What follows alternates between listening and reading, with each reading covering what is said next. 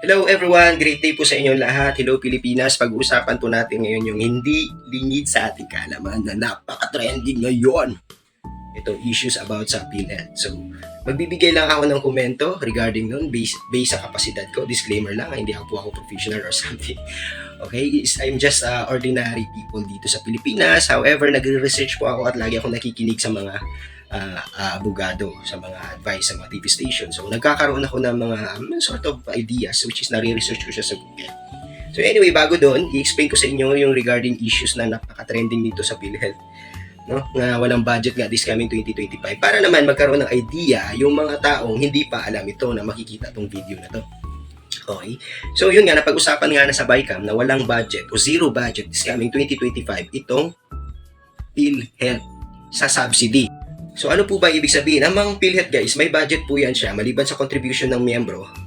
Okay, maliban sa mga taxes na nakukuha nung sa alak, sa sigarilyo, sa mga matatamis na produkto. So meron po din niya subsidy na binibigay yung gobyerno. Which is hindi nila binibigay ngayon base nga sa sabi ni Senator Grace po and Cheese Escudero guys na para maparusahan, para matuto daw yung PhilHealth official. So reklamo naman ng taong bayan kung may problema man, gusto nilang parusahan yung mga PhilHealth officials, dapat sila lang, hindi yung madadamay ang taong bayan sa ginagawa nila. At ang pinakagalit pa ng mga tao, maliban sa walang subsidiya na binibigay na sa PhilHealth, nagkaroon ng mas malaking budget ukol sa AKAP. Okay?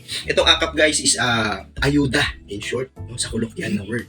So alam naman natin yung ayuda, ang makakapagbenepisyo lang po nun yung mga walang trabaho or sino yung gusto nilang bibigyan. Yun yung mga issues ng iba, kung sino yung malapit sa listahan, sila yung makakatanggap. Okay, pero yung ayuda na yun, nakalaang budget yun para sa mga taong dapat tulungan. Pero hindi lahat ang maaaring makakatanggap nun. Kaya limitado lang po yung natutulungan sa AKAP na budget na yan. In behalf of that, reklamo nila kasi meron na tong DSWD, NGO and everything na nagsusupport dyan, but meron pang AKAP na which is isip ng mga taong bayan na ginagamit nila para sa personal interest nila, which is this coming 2025 midterm election. Ginagamit nila into legal way na para babango yung pangalan nila gamit ang budget ng gobyerno. So sabi ng iba, what if ilagay na lang sa infrastructure yan? Total, tinanggalan nyo yung PhilHealth, okay na lang sana yun. Diba? Yung nagiging comment nila, okay na sana yun. Pero, bakit nilagyan nyo yung AKAP? Tapos tinanggalan pa ng budget, binawasan pa ng budget, yung DepEd. Which is, maraming nagagalit sa bagay niyan. Kasi nga, yun nga, konti lang, hindi lahat nakikinabang sa ayuda na yan at hindi yan nakakapagbigay tulong or long-term na help sa tao. Unlike kung ilagay nila sa infrastructure, which is long-term pa na mapapakinabangan ng lahat. Hindi lamang yung piling tao. Diba?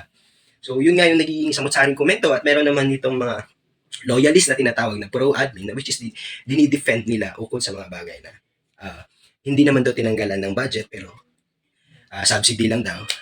Yun nga, may mga katulad ko, no? Magkukomento ako. It's just okay lang, wala namang problema sa bagay ngayon pero ang kinasasama ko lang ng loob doon is bakit tinanggalan or binawasan ng budget, yung DepEd, tapos mas bilalakihan yung AKAP na budget, guys. Diba? To think hindi naman lahat makakabenepisyo yun, alam nyo naman. So, sa mga bagay din yan, posibleng magkakaroon ng problema. Kasi nga, based sa mga latest update, dahil nasabunan ng senador, ng mga kongresista, ng mga official, ng mga legislative officers natin dito sa Pilipinas, ang PhilHealth officer. So, lahat ng mga suggestions ng mga legislative, like senators, mga congressman, ina-approve nila. So, ina-apply nila yung gustong mangyari ng mga opisyal. So, yun nga, magkakaroon na ng dental, bababa yung contribution, and so much more, marami pang idadagdag nilang benepisyo dito sa PhilHealth. The problem is, baka magka-short ng budget pagdating ng time dahil sa dinagdag nila na benefits sa PhilHealth. So, ano mangyari nito? Mangungutang naman for the PhilHealth. Para sa akin, accept ko lang naman yun. Okay, walang problema. Let's just say, to be fair, medyo mahirap nga kasi nga wala ako ng budget. Baka magka-short kasi may mga bagong program na dinagdag. Okay. Pero, Ang nakakasama lang dun guys, may tinanggal yung PhilHealth pero dinagdagan yung AKAP. For what yung AKAP guys? Meron na tayong DSWD, marami tayong mga organizations na nagpo-provide nung kailangan para trabaho ng AKAP. And yet, ang naghahawak ng AKAP guys is congressman and party list. Which and senators na ginagamit nila para sa personal interest nila lalo na malapit na yung election. Which is, wala. It's useless guys. Hindi lahat lahat nakakinabang. And pwede nila i-corrupt yan guys. Yan yung isa sa way maliban ng confidential fund na para magdaling magnakaw ang isang official ng gobyerno guys. Okay? Sana naman nilagay na lang sana sa yun nga infrastructure. Dinagdagan yung budget ng DND. Hindi tinanggalan ng budget ang DepEd. I mean binawasan. Bagkus dinagdagan. Kasi napakakailangan po natin. Marami pong kulang ang classroom. Minsan yung mga magulang pa yung nagpo-provide ng mga electric fan. Diba? Nag-aambag-ambag para pambili ng electric fan and mga ano pang projects sa school. Which is sana doon naman sana na lang nila nilagay. Yun lang yung medyo ikay nadidismaya guys, no? Marami nakikita ko mga comments, tinitingnan ko, which is ako naman disagree ako talaga kasi nga zero talaga and then nilagay nila sa iba ang budget sa AKAP. So, guys, it's not a long-term solution yung pag-aayuda. Hindi natin alam bagkus baka ibibili lang nila yan ng alak, ipamamasyal sa ganito ganyan, at hindi lahat na mahihirap makakatanggap niyan. Alam niyo yan, alam natin yan, alam natin yung kalakaran ng Pilipinas. Hindi lahat makikinabang at hindi long-term yung ayuda na yan. Pagkatapos mo makain yan, itain mo yan. Sorry the word pero wala na. Tapos bibili sa bisyo mo, wala na.